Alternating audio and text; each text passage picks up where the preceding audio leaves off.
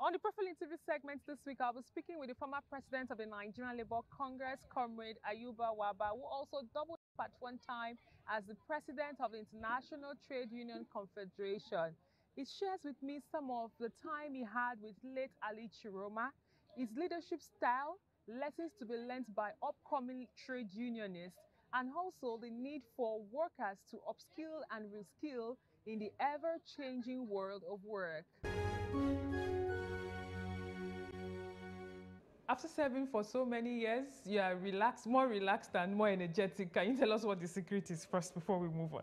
Well, the secret that at retirement you have more time to yourself because after serving the trade union movement at different leadership level for up to 35 years and relinquishing those positions in good health, somebody should be able to organize himself and have some rest, have some reflection, and also continue to do some mentoring. So that's what I do now, and I think I have a lot of time to myself. Talking about mentorship, just recently the union which you represented for so many years, the Medical and Health Workers Union of Nigeria, honored one of its own who is now late.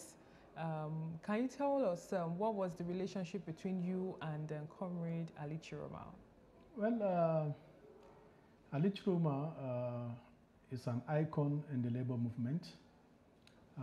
Having served the NLC very diligently, he was the second president of the Nigerian Labour Congress. After Hassan Sumunu, he was the second president, and he served at a period when there was a lot of turbulence, but he was able to manage it very well, very successfully. He was able to galvanize the civil society organization. He was able to galvanize the student union movement, and the NLC was very, very united in confronting those challenges and ills that affect the working class. So it is in this respect that his primary union, the Medical and Health Workers Union, thought it wise to have a day of tribute where we can be able to use the platform to echo his contribution to national development, and also use the platform to advance some of those very strong issues that we think leadership should have, some of those ingredients that made him quite different from other leaders. And it has been a very successful event. My relationship with Ali Chiroma dates back to the 80s because the school I attended, he was the principal from 1977 to 1982. And thereafter, I was the president of the student union government. That's how the relationship started, even after he left. And I was under his tutelage in all my trade union life and history. He has been there to give me all the necessary advice and also to put me through. Importantly is also the fact that he is willing actually to mentor some of us, especially when he finds out that you are committed and you have what it takes to be a good leader. So from those periods of late 80s up to the time he was called to glory, I've been very, very close to him. In fact, I can say with all sense of responsibility that he has been like a godfather to me, and he has mentored me very, very well. And most of the leadership challenges I've had, I've tried to share it with him. He said there is nothing new under the sun, that he has passed through higher challenges, more complicated challenges than we are passing through, and he has always been a very strong pillar of support in my leadership journey. And he's one special person that never gets discouraged. However big the issue is, however big the problem is, he will tell you there is a solution. And basically, if you listen to him carefully, his words of wisdom, in the mix of the challenge and confusion, you will certainly have a solution. And that is how I've related with him all those years. He's somebody that I've served the trade union movement and the working class for close to 7 decades, and therefore is somebody that cannot be taken for granted. At the international level, I know also that he played a lot of role, because even at the ILO, He was actually a two-term member of the governing body of the ILO.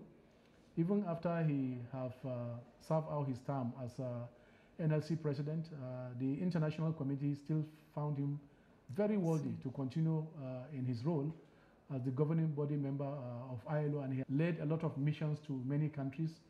And that is actually the position I actually found myself doing, because I remember one of the prayers he made for me is the fact that where he stopped, I will continue, and I will even reach higher heights. And I've seen that in my little life, that that prayer actually I've partake of it to a larger extent, because he stopped as a first-termer in NLC. I was able to complete his term.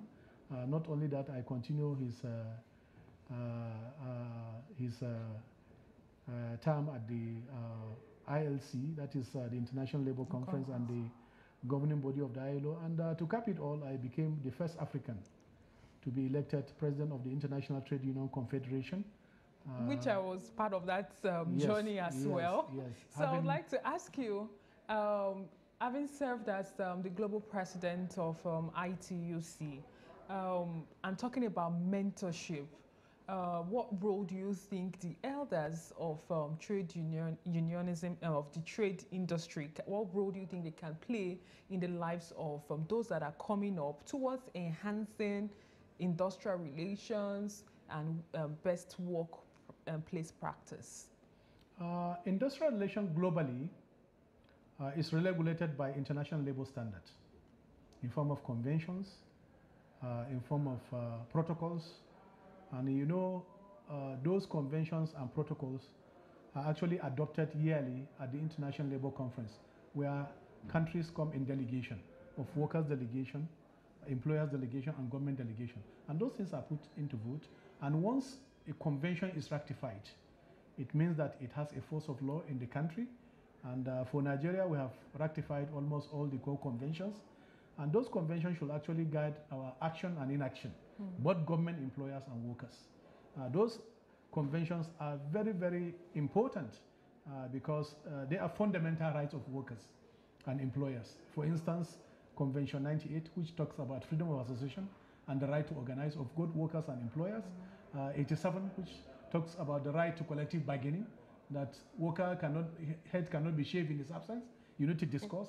And that's how the issue of collective bargaining comes in. So all of this, social protection, we have conventions on that. So those laws are fundamental globally, and therefore every country must respect them. And therefore what we do is to mentor our upcoming trade union leaders to be on top of those key provisions that they can use to defend workers' rights, because to have the necessary tools and knowledge to defend workers' rights is one of the key responsibility that a trade union needs to prepare himself for. So basically mentorship, what we do now is to make sure that we're able to teach them all these rudiments and also their rights and their privileges. And importantly also is how to organize, because organizing is one of the main functions of a trade union. How do you organize your members? How do you educate them? How do you mobilize them? All of these ingredients or attributes that a good trade union leader must have. And this is what the likes of Somonu, the like of Chiroma have taught us. They were also taught by the likes of Wahab Goodluck, Pa Michael Imodu. It has been passed from generation to generation. And therefore, trade unions leaders that know their onions must prepare for any leadership role that they will play in their trade unions, and also to continue to protect workers' rights. So this is one of the things. Talking about organizing, we are at that time, not just in Nigeria, but in the world, whereby we have employers of labor not wanting workers to unionize. We know the implication of this. I would like you to reiterate what the implication of this is vis-a-vis the changing world of work. Because as it is, we're getting to that time whereby we may not even have the required numbers of people in some certain unions because of the trend of work. Yeah, the right of every worker in the workplace to join a union of his choice is a fundamental right backed by Convention 98. In fact, Nigeria ratified this convention as far back as 17th of October 1960 under a democratic government. And that's why it's part of our constitution, section 40, which said that the worker has a right to join a trade union of his choice. A person has a right to join a political party of his choice. A person has a right also to practice the religion of his choice. All of these are enshrined in section 40 of the constitution, and it's a fundamental right. So no employer has the right to deny a worker this right anywhere in the world. Doing this is actually infringing on the fundamental right of the worker. It's not a Nigerian law, it's a fundamental human right or workers' right globally, supported by a provision of the ILO status, which was adopted as far back as 1948. So basically, workers must continue to assert that right, exercise it, because no court of law can even stop you from exercising this right. And any law that is against this provision is actually a law that is against workers' fundamental rights. So no employer should actually contemplate all of this. They have tried in the past, they are still trying, but workers must continue to resist the attempt of some bad employers, not all. I can say they are bad employers because the law is very explicit and everybody knows about the law. Yes, there have been a lot of changes in the world of work brought about by the fourth industrial revolution, brought about by technology, by automation, and therefore even the traditional employer-employee relationship is actually being reduced. There are many workers working remotely. They don't even know their employer, but they are being paid, and they don't have the traditional employer-employee relationship. And this is why the ILO is coming up with the new social contract. New social contract means that, yes, there are changes in the world of work, but those changes cannot erode fundamental workers' rights. That those fundamental rights must continue to exist, even in the mix of the transformation that is going on. And I think ILO have come up with a lot of transformative ideas, and together with employers globally and government, those transformative ideas are being adopted, they are being implemented, and basically the transformation comes with its advantage and disadvantage. Yeah, there will be job losses in some areas, because that's why the issue of skilling and reskilling of workers will be a major issue, because what will drive workers in this new era is actually acquiring new skills. And that's why the ILO have emphasized the issue of skilling and reskilling. They need new training. There are many jobs there online. If you Google, there are many jobs. But the workers need new skills to actually fit into those new work. Because technology alone cannot actually do the entire work of human beings. You must be able to have space for human beings. Do you fear that this new set of work would not allow workers to associate, would not allow workers to even bargain for a better or decent wage? Yeah, to some extent, but I don't think it will actually prevent workers from doing so. And that's why the instruments of the ILO are being reformed, upgraded, taking into cognizance the new challenge in the world of work. So basically, I'm not sure that it will eliminate totally, because human beings are very central in employment relation, and that's why we must find space to be able to take on board some of these new challenges and some of the issues that are coming up, even in the tech industries, because I remembered some few years ago when I was the president of ITUC, I've received reports, even workers from the tech industry trying to now belong to union, the Googles of this world, the Amazons of this world. Yeah, there was a time workers of those industries, they are well paid, but they still said no, they want to belong to a union. They want to exercise this freedom of association, that they want to have a union where they can also continue to relate with their employers. That will add to productivity. That will give them a sense of belonging. That will also ensure that they conform with international labor standard. So those things are ongoing. And I remember even in the preparation to the World Cup that took place in Qatar, one of the major issues that ITUC and ILO took on board is the issue of workers' rights. The kafala system was reviewed in Qatar. I remember that I was in Qatar on two occasions on a mission to try to look at the issue, and then take on board workers' rights. And I'm happy that Qatar have been able to transform its labor landscape to now accommodate the new thinking and respecting fundamental workers' rights. The same thing is now happening in Saudi, because Saudi also is in the now under the touchlight, because they will be hosting the World Cup. And I also saw recently Saudi have abolished the kafala system, where there is this issue of outsourcing of services like slavery, modern day slavery. So they have actually abolished kafala system. This is to tell you that the system, the world is dynamic. Changes are bound to happen, and challenges are bound also to occur. And once there are challenges, there will be a new thinking to try to take on board those challenges, especially if it affects workers, because workers are not slaves. They work to earn a living, and therefore you must put that into consideration. Machines cannot totally take away the work of workers. Take, for instance, nursing. How do you say machine should take over the work of a nurse, or different, even teaching?